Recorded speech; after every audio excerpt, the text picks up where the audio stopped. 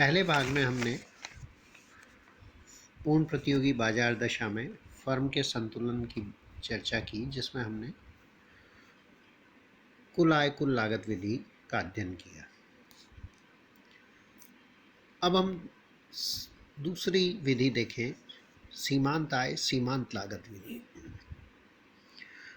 इसमें फर्म का संतुलन सीमांत आय और सीमांत लागत रेखाओं के द्वारा निर्धारित होता है।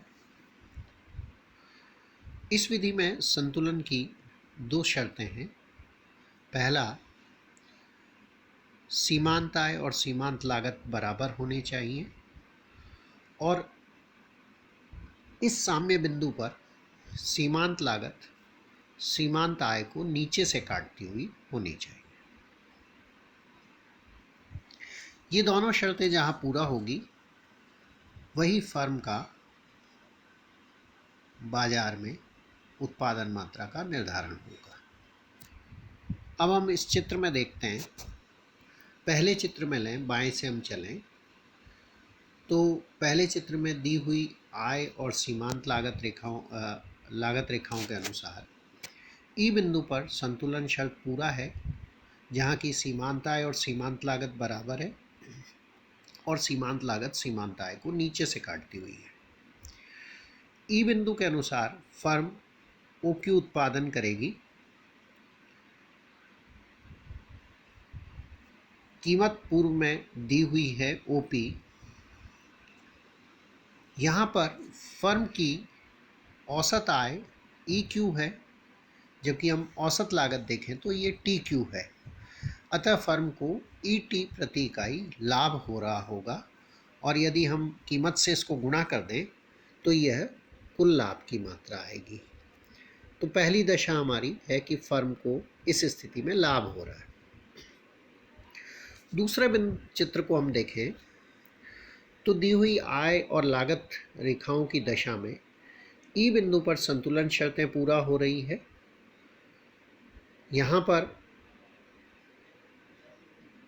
फर्म ओक्यू उत्पादन कर रही है और चूंकि इस स्थिति में औसत आय भी ई क्यू है और औसत लागत भी ई क्यू है, अतः फर्म को सामान्य लाभ प्राप्त हो रहा होगा।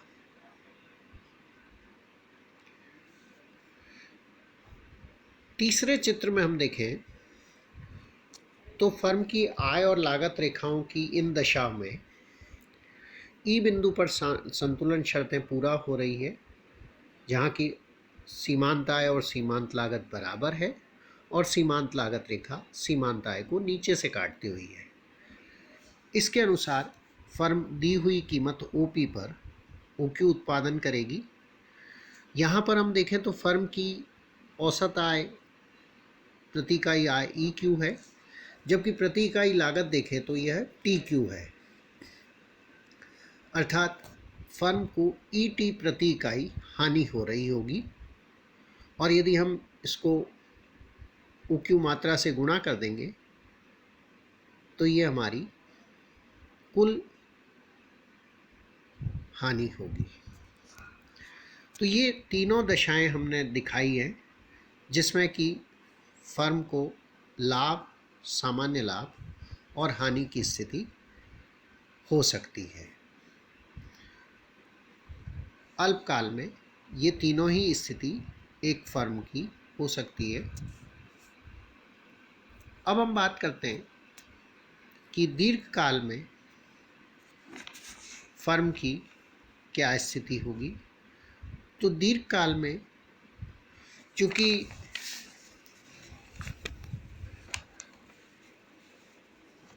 यदि फर्म को लाभ प्राप्त हो रहा है अल्पकाल में, तो उससे आकर्षित होकर नई फर्में बाजार में आएंगी। नई फर्म के आने से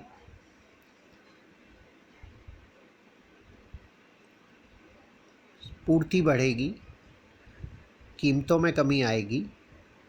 दूसरी ओर साधनों की मांग बढ़ने से लागतें बढ़ेंगी और धीरे धीरे प्रवेश के कारण लाभ समाप्त हो जाएंगे और केवल सामान्य लाभ प्राप्त होगा।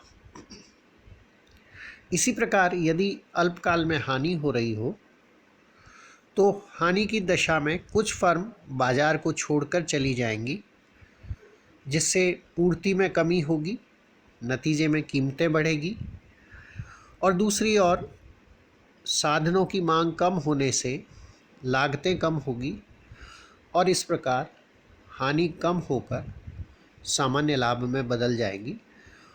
इसलिए दीर्घकाल में फर्म के प्रवेश और बहिर्गमन के कारण हमेशा पूर्ण प्रतियोगी फर्म को सामान्य लाभ प्राप्त होता है, अर्थात फर्म हमेशा औसत लागत के न्यूनतम पर उत्पादन कर रही होती है, जो कि हमने इस चित्र में दर्शाया है, जहाँ की फर्म की आय और लागत रेखाओं के अनुसार ई बिंदु पर संतुलन शर्तें पूरा हो रही है और यहाँ पर फर्म को सामान्य लाभ प्राप्त हो रहा होगा। ये एक पूर्ण प्रतियोगी फर्म की दशा में फर्म का संतुलन है।